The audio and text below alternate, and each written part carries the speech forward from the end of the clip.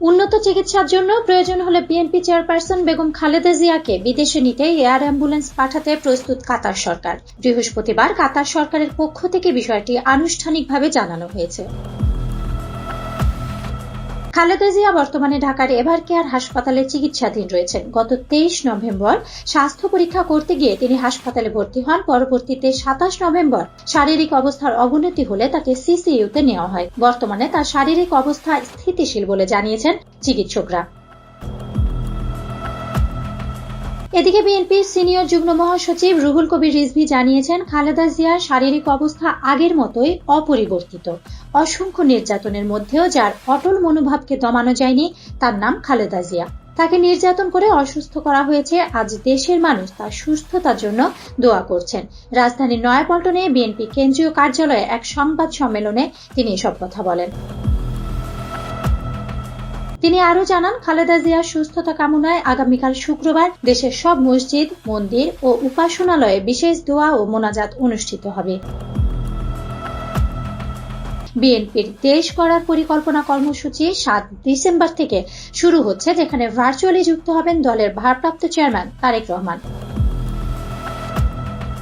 এদিকে খালেদা জিয়ার চিকিৎসায় যুক্তরাজ্য ও চীনের বিশেষজ্ঞ চিকিৎসক দল যুক্ত হয়েছে। বুধবার রাতে তারা এভারকেয়ার হাসপাতালে এসে দীর্ঘ সময় ধরে তার চিকিৎসা পর্যবেক্ষণ করেন। উল্লেখ্য, উন্নত চিকিৎসার জন্য চলতি বছরের জানুয়ারিতেও তিনি লন্ডনে চিকিৎসা নিয়েছিলেন।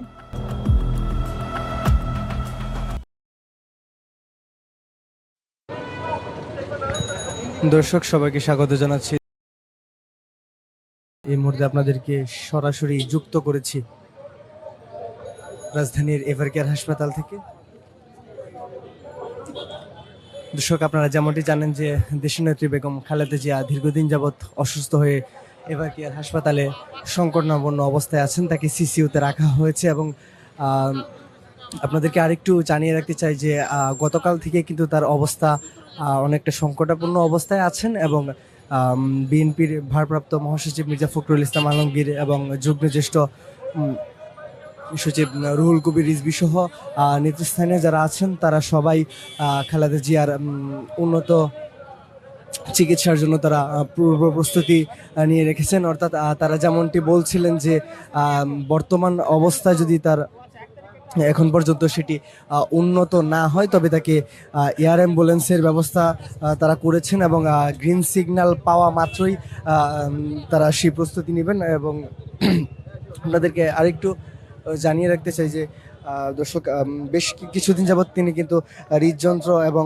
ফুসফুসের সংক্রমণে ভুগছিলেন এবং গতকাল থেকে সেটার ভয়াবহ রূপ ধারণ করে দেশনেত্রী বেগম খালেদা জিয়ার শারীরিক সুস্থতার জন্য দলটির ভারপ্রাপ্ত চেয়ারম্যান তারেক রহমান এবং নেতৃস্থানীয় যারা আছেন সবাই কিন্তু দেশবাসীর কাছে দোয়া চেয়েছেন। এবং দর্শক, আপনাদেরকে আরেকটু জানিয়ে রাখতে চাই, বিভিন্ন রাজনৈতিক দল, তার মধ্যে উল্লেখযোগ্য জাতীয় নাগরিক পার্টি এনসিপির সদস্য হিসেবে তাসনিম যারা, নাসিরউদ্দিন পাটোয়ারি এবং হাসনাত আবদুল্লাহ তারা এসেছিলেন এবং তারা তার সার্বিক পরিস্থিতি নিয়ে পর্যালোচনা করেছেন এবং তারা বলছিলেন যে নেত্রী এখন পর্যন্ত ভিতরে চিকিৎসকদের সিগন্যাল সেটি পাচ্ছেন, অর্থাৎ চিকিৎসকদের সাথে তিনি কমিউনিকেট করতে পাচ্ছেন, কিন্তু তার অবস্থা আরও উন্নত চিকিৎসার জন্য কিন্তু তাকে দেশের বাইরে নেওয়ার প্রস্তুতি চলছে। এবং দর্শক, আপনাদেরকে আরেকটু জানিয়ে রাখতে চাই,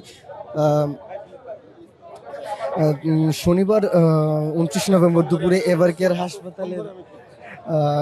হাসপাতালের সামনে সাংবাদিকদের সঙ্গে আলাপকালে এই কথা জানানো হয় যে বেগম জিয়ার শারীরিক অবস্থা আগের থেকেও অনেকটা এখন স্বাভাবিক আছে। তবে আজকে আমরা যেমনটি জানতে পেরেছি যে তার শারীরিক যে অবস্থা সেটি কিন্তু এখন পর্যন্ত স্বাভাবিক আছে এবং সেটার কোনো উন্নতি হয়নি। তবে তার অবস্থা যদি আরও সংকটাপন্ন হয় তবে তাকে বিশেষ অ্যাম্বুলেন্স অর্থাৎ এয়ার অ্যাম্বুলেন্সের মাধ্যমে তাকে দেশে বাইরে নেওয়ার ব্যবস্থা করা হচ্ছে এবং চিকিৎসক বোর্ডের যে টিম গঠন করা হচ্ছে সেই টিমের গ্রিন সিগন্যাল পাওয়া মাত্রই কিন্তু তাকে দেশে বাইরে নেওয়ার প্রস্তুতি নেওয়া হবে। দর্শক, আপনাদেরকে আরেকটু জানিয়ে রাখতে চাই, বেগম খালেদা জিয়া বর্তমান বয়স কিন্তু 8 বছর এবং দীর্ঘদিন ধরে কিন্তু ফুসফুস, হৃদযন্ত্র সহ নানা ধরনের শারীরিক জটিলতায় তিনি ভুগছিলেন। শনিবার সকালে তাকে দেখতে আসেন বিএনপির নেতা নাজিমুদ্দিন আলম এবং হাসপাতাল থেকে বেরিয়ে তিনি দেশবাসীর কাছে দোয়া চেয়েছেন।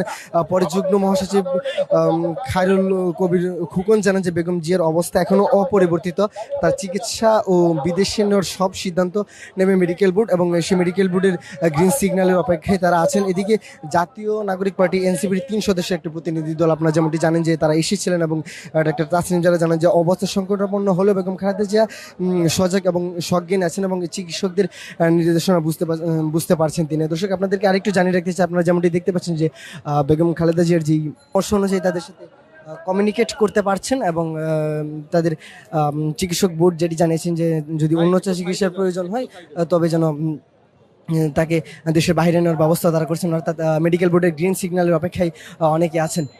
দর্শক দীর্ঘদিন ধরে কিন্তু বেগম খালেদা জিয়া তার যেই শারীরিক জটিলতা সেটি নিয়ে ভুগছেন।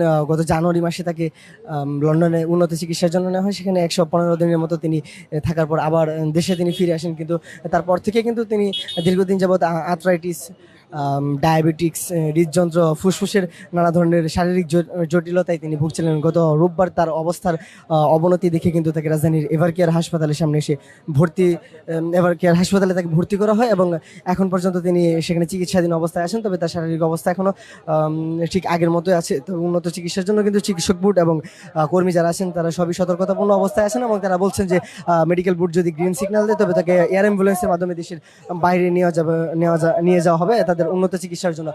দর্শক আজকে সকাল থেকে আমরা এখানে অবস্থান করছি এবং আমরা যেমনটি দেখেছিলাম যে এখন পর্যন্ত কিন্তু রাজধানীর এভারকেয়ার হাসপাতালের সামনে সকাল থেকে নেতা কর্মীরা ভিড় করছেন, একের পর এক তাদেরকে দেখার জন্য আসছিলেন এবং তার শারীরিক অবস্থার জন্য তারা দোয়া চেয়েছেন এবং এখানে আমিনুল হকের নেতৃত্বে হাসপাতালের সামনের পরিস্থিতি স্বাভাবিক রাখার জন্য তারা বলছেন যে তাদেরকে বাসায় ফিরে গিয়ে তাদের দোয়া করার জন্য এবং নিজ নিজ অবস্থানে থেকে সৃষ্টিকর্তার কাছে তার সুস্থতা কামনার জন্য এবং বিএনপির নেতৃস্থানীয়রা সবাই কিন্তু দেশবাসীর কাছে দোয়া চেয়েছেন।